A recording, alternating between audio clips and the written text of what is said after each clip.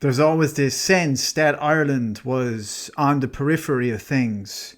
All the way back throughout our history, the medieval world, we were this kind of cut-off place in Europe. This couldn't be further from the truth.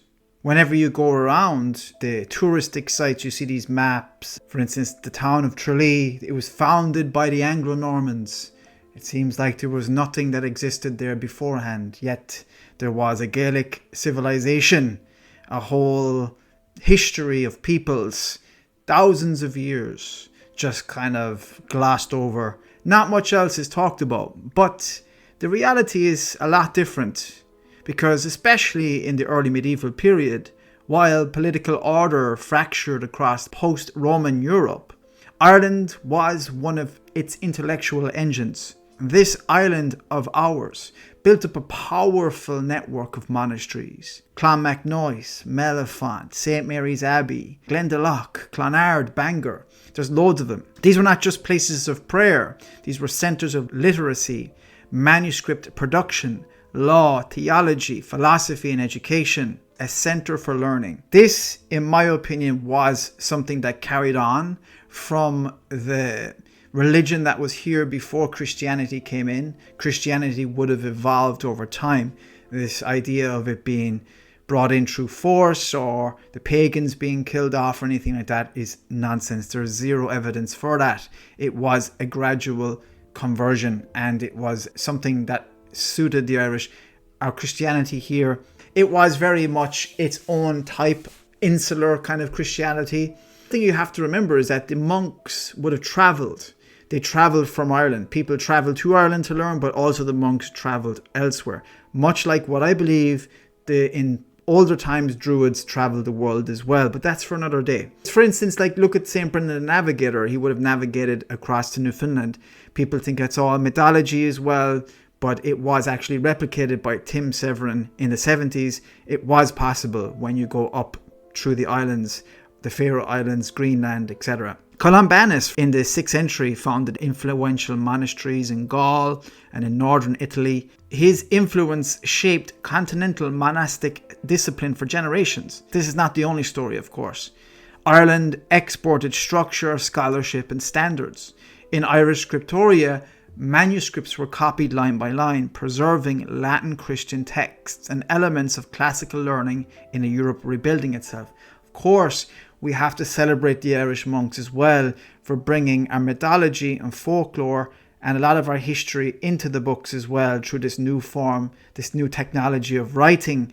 We did not have certain technologies because of our positioning in Europe, being our backs to the ocean, while in Europe you were surrounded by other cultures, traditions, etc. It was easier for things to travel faster. This is just literally circumstance versus being backward or anything like that. Later, of course, you had scholars such as John Scotus Erigena. He was noted as one of the most brilliant minds of the 9th century, someone that really is never mentioned ever. He was a Neoplatonist scholar, philosopher, and was very influential in the courts of Europe. So it was not as a curiosity from the fringe, it was a serious intellectual voice by the likes of him and of course of Irish scholars and monks elsewhere.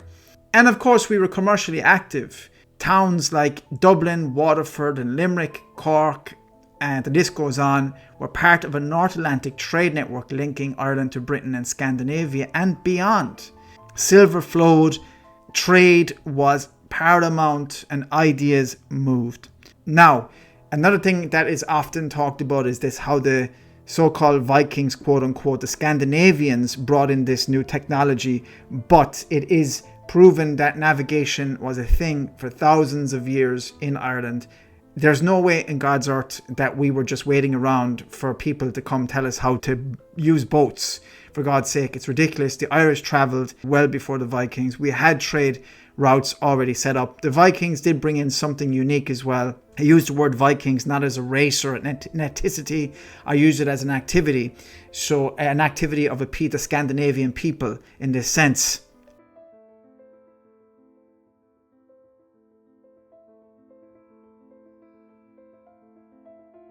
So Ireland was not cut off. We were connected to Europe, to the world. We were mobile, influential, not just this mythical place, not just this romantic, nostalgic place, but a historical reality.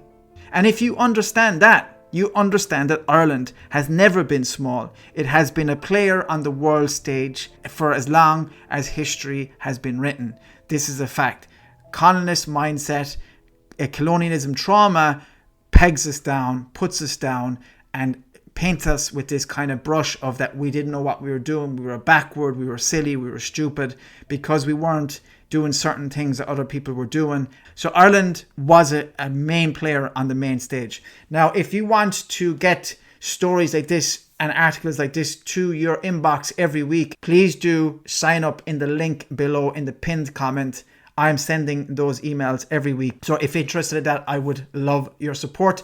Also, make sure you check out bertiebrasden.com for all my YouTube videos and the playlists and ways to support the mission. My book, The Forgotten Prince, is still for sale, and also signed copies are available also. They will be coming to the website very soon. Get in touch if you really want one. Thank you so much. Goramina Magwiv Galermo Corja, Bay Made It Kind, Slán go fóill.